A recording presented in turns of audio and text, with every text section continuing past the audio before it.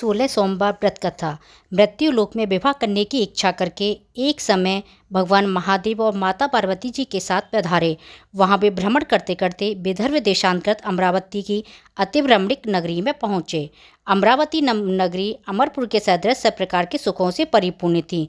उसमें वहां के महाराजा का बनाया हुआ अति रमणीक शिवजी का मंदिर बना था।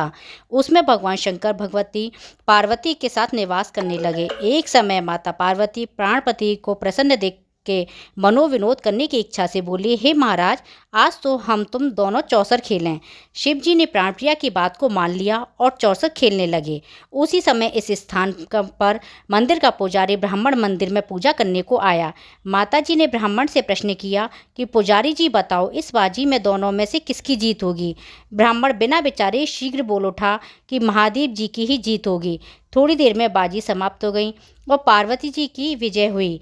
अब तो पार्वती जी ब्राह्मण को झूठ बोलने के अपराध के कारण श्राप देने को उद्यत हुई। तब महादेव जी ने पार्वती को बहुत समझाया, परंतु उन्होंने ब्राह्मण को कोढ़ी होने का श्राप दे दिया। कुछ समय बाद पार्वती जी के श्राप बस पुजारी के शरीर में कोढ़ पैदा हो गया। इस प्रकार पुजारी अनेक प्रकार से दुखी रहने लगा।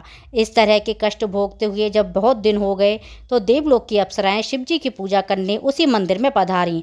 पुजारी के कष्ट को देखकर बड़े भाव से उससे रोगी होने का कारण पूछने लगी। पुजारी ने निसंकोच सब बातें उनसे कह दी। वे अप्सराएं बोले, हे पुजारी, अब तुम अधिक दुखी मत होना, भगवान शिव जी तुम्हारे कष्ट को दूर करेंगे। तुम सब बातों में श्रेष्ठ 16 सोमवार का व्रत भक्ति भाव से करो। तब पुजारी अप्सराओं से हाथ जोड़कर विनम्र भाव से 16 सोमवार व्रत की विधि पूछने लगा। अप्सराएं बोल गई कि जिस दिन सोमवार हो उस दिन भक्ति के साथ व्रत करें। स्वच्छ वस्त्र पहने, आधा सेर गेहूं का आटा लें, उसके 3 अंगा बनावें और घी, गुड़, दीप, नैवेद्य, पुंगीफल, बेलपत्र, जनेऊ का चूड़ा, चंदन, अक्षत, पुष्पादि के द्वारा प्रदोष काल में भगवान शंकर का विधि से पूजन करें। तत्पश्चात अंगाओं में से एक शिव जी को अर्पण करें, बाकी 2 को शिव जी का प्रसाद समझकर उपस्थित जनों में बांट दें और आप भी प्रसाद पावें। इस विधि से 16 सोमवार का व्रत करें। तत्पश्चात 17वें सोमवार के दिन पाप से पवित्र आटे के बाटी बनाएं, तदनुसार घी और गुड़ मिलाकर चूरमा बनाएं, शिव जी का भोग लगाकर उपस्थित भक्तों में बांटें।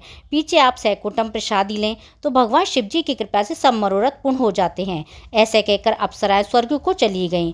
ब्राह्मण ने यथाविधि 16 सोमवार व्रत किया तथा भगवान शिव जी की कृपा से रोग मुक्त होकर आनंद से रहने लगा। कुछ दिन बाद फिर शिव जी और पार्वती जी उसी मंदिर में पधारे। तब ब्राह्मण को निरोग देकर पार्वती ने ब्राह्मण से रोग मुक्त होने का कारण पूछा तो ब्राह्मण ने 16 सोमवार व्रत कथा सुनाई। तब तो पार्वती जी प्रति अति प्रसन्न होकर ब्राह्मण से व्रत की विधि पूछकर व्रत करने को तैयार हुई। व्रत करने के बाद उनकी मनोकामना पूर्ण हुई तथा उनके रूठे पुत्र स्वामी कार्तिक के स्वयं माता के आज्ञाकारी हुए। परंतु कार्तिक जी को अपने विचार परिवर्तन का रहस्य जानने की इच्छा हुई। माता जी से बोले, हे माता जी, आपने ऐसा कौन सा उपाय किए जिससे मेरा मन आपकी ओर आकर्षित हुआ। तब पार्वती जी ने वही 16 सोमवार व्रत कथा उनको सुनाई। स्वामी कार्तिक जी बोले कि इस व्रत को मैं भी करूँगा, क्योंकि मेरा परम प्रिय ब्राह्मण दुखी दिल से परदेश गया है, हमें उनसे मिलने की बहुत इच्छा है। कार्तिकेय जी ने भी इस व्रत को किया। उनका प्रिय मित्र मिल गया। मित्र ने इस आकस्मिक मिलन का भेद कार्तिकेय जी से पूछा तो वे बोले, हे मित्र, हमने तुम्हारे मिलने की इच्छा करके 16 सोमवार का व्रत किया था। अब तो ब्राह्मण मित्र को भी अपने विवाह की बड़ी इच्छा हुई। कार्तिकेय जी के व्रत की विधि पूछी और यथाविधि व्रत किया। व्रत के प्रभाव से जब वह किसी कारणवश विदेश गया तो वहाँ के राजा की लड़की का स्वयंवर था। राजा ने प्रण किया था कि जिस राजकुमार के गले में सब प्रकार श्रृंगारित हथिनी माला डालेगी उसी के साथ मैं अपनी प्यारी पुत्री का विवाह कर दूंगा। शिव जी की कृपा से ब्राह्मण भी स्वयंवर देखने की इच्छा से राजसभा में एक और बैठ गया। नियत समय पर हथिनी आई और उसने जयमाला उसी ब्राह्मण के गले में डाल दी। राजा की प्रतिज्ञा के अनुसार बड़ी धूमधाम से कन्या का विवाह उस ब्राह्मण के साथ कर दिया। ब्राह्मण को बहुत सा धन और सम्मान देकर संतुष्ट किया। ब्राह्मण सुंदर राजकन्या पाकर सुख से जीवन व्यतीत करने लगा। एक दिन राजकन्या ने अपने पति से प्रश्न किया, हे प्राणनाथ, आपने ऐसा कौन सा भारी पुण्य किया जिसके प्रभाव से हथिनी ने सब राजकुमारों को छोड़कर आपको वरण किया। ब्राह्मण बोला, हे प्राण प्रिय, मैंने अपने मित्र कार्तिकेय जी के कथानुसार 16 सोमवार का व्रत किया था, जिसके प्रभाव से मुझे तुम जैसी रूपवान लक्ष्मी की प्राप्ति हुई। व्रत की महिमा को सुनकर राजकन्या को बड़ा आश्चर्य हुआ। वह भी अपने पुत्र की कामना को व्रत करने लगी। शिव जी के दया से उसके गर्भ में एक अति सुंदर सुशील धर्मात्मा विद्वान पुत्र उत्पन्न हुआ। माता पिता दोनों उस देव पुत्र को पाकर अति प्रसन्न हुए और उसका लालन पालन भली प्रकार से करने लगे। तब पुत्र समझदार हुआ तो एक दिन अपने माता से प्रश्न किया कि माँ तूने कौन सा तप किया जो मेरे जैसा पुत्र तुम्हारे गर्भ से उत्पन्न हुआ। माता ने पुत्र का प्रबल मनोरथ जानकर अपने किए हुए 16 सोमवार के व्रत की विधि को सहित पुत्र के सम्मुख प्रकट किया। पुत्र ने ऐसे सरल व्रत को इस तरह से मनोरथ पूर्ण करने वाला सुनाया तो वह इस व्रत को राजाधिकार पाने की इच्छा से हर सोमवार को यथाविधि व्रत करने लगा। उसी समय एक देश के वृद्ध राजा के दूतों ने आकर उसको एक राजकन्या के लिए वरण किया। राजा ने अपनी पुत्री का विवाह ऐसे सर्वगुण संपन्न ब्राह्मण युवक के साथ बड़े सुख से प्राप्त किया। वृद्ध राजा के देववंत हो जाने के कारण यही ब्राह्मण बालक गद्दी पर बिठाया गया, क्योंकि दिवंगत भूप के कोई पुत्र नहीं था। राज्य का अधिकारी होकर भी वह ब्राह्मण पुत्र अपने 16 सोमवार को व्रत करता रहा। जब 17वां सोमवार आया तो पुत्र ने अपनी प्रियतमा से सब पूजन सामग्री लेकर शिवालय में चलने को कहा, परंतु प्रियतमा ने उसकी आज्ञा की परवाह नहीं की। दास दासियों द्वारा सामग्री शिवालय में भिजवा दी और खुद नहीं गई। तब राजा ने शिवजी का पूजन समाप्त किया। तब एक आकाशवाणी राजा के प्रति हुई। राजा ने सुना कि हे राजा, अपनी इस रानी को राजमहल से निकाल दे, नहीं तो तेरा सर्वनाश कर देगी। वाणी को सुनकर राजा को आश्चर्य का ठिकाना नहीं रहा। तत्काल ही मंत्रागृह में आकर उसने सभासदों को बुलाकर पूछने लगा कि हे मंत्रियों, मुझे आज शिवजी की वाणी हुई है कि राजा तू अपनी इस रानी को निकाल दे, नहीं तो तेरा ये सर्वनाश कर देगी। मंत्री आदि सभी बड़े विस्मय और दुख में डूब गए, क्योंकि जिस कन्या के साथ राज्य मिला है राजा उसी को निकालने की चाल रचता है, यह कैसे हो सकेगा। अंत में राजा ने उसे अपने यहाँ से निकाल दिया। रानी दुखी हृदय से भाग को कोसती हुई नगर के बाहर चली गई। बिना पत्राण फटे वस्त्र पहने भूख से दुखी धीरे धीरे चलकर एक नगर में पहुंची। वहाँ एक बुढ़िया सूत काट कर बेचने को जाती थी। रानी की करुण दशा देखकर बोल, चल तू मेरा सूत बिकवा दे, मैं वृद्ध हूँ, भाव नहीं जानती हूँ। ऐसी बात बुढ़िया की सुन रानी ने बुढ़िया के सर से सूत की गठरी उतारकर अपने सर पर रख ली।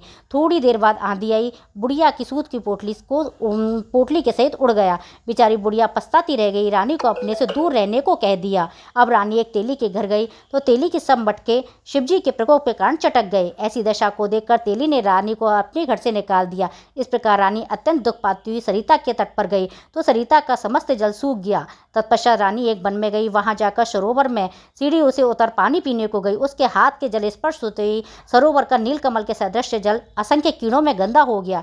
रानी ने भाग्य पर दोषारोपण करते हुए उस जल का पान करके पेड़ की शीतल छाया में विश्राम करना चाहा।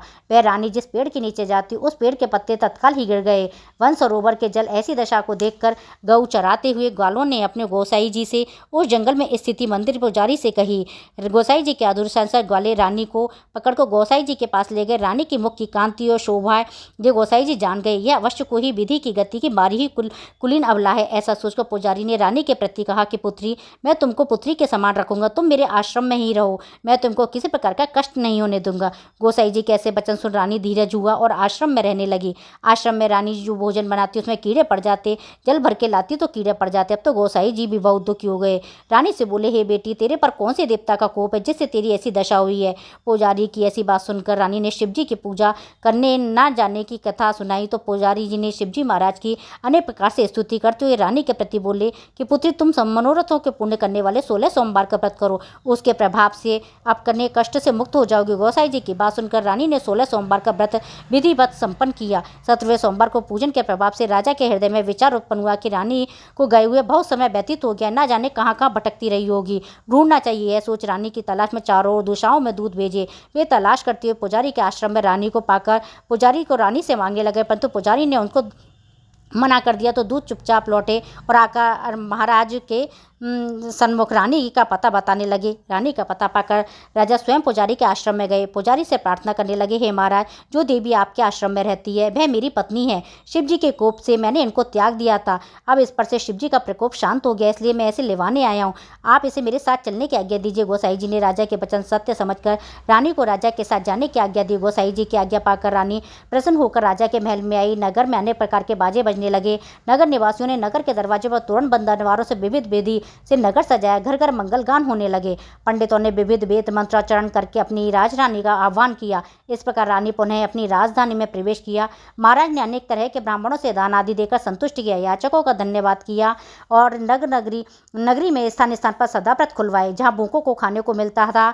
इस प्रकार से राजा शिवजी की कृपा का पात्र हो गया। राजधानी में रानी के साथ अनेक तरह के सुखों को भोग कर सोमवार का व्रत करने लगे। विधिवत शिव जी पूजन करते हुए लोक में अनेक सुख भोगने के लिए पश्चात शिवपुरी को पधारे। ऐसे ही जो मनुष्य मनसा वाचा कर्मणा द्वारा भक्ति सहित 16 सोमवार का व्रत एवं पूजन करता है, वह इस लोक में समस्त सुख भोग कर अंत में शिवपुरी को प्राप्त होता है। यह व्रत सब मनोकामनाओं को पूर्ण करने वाला व्रत है।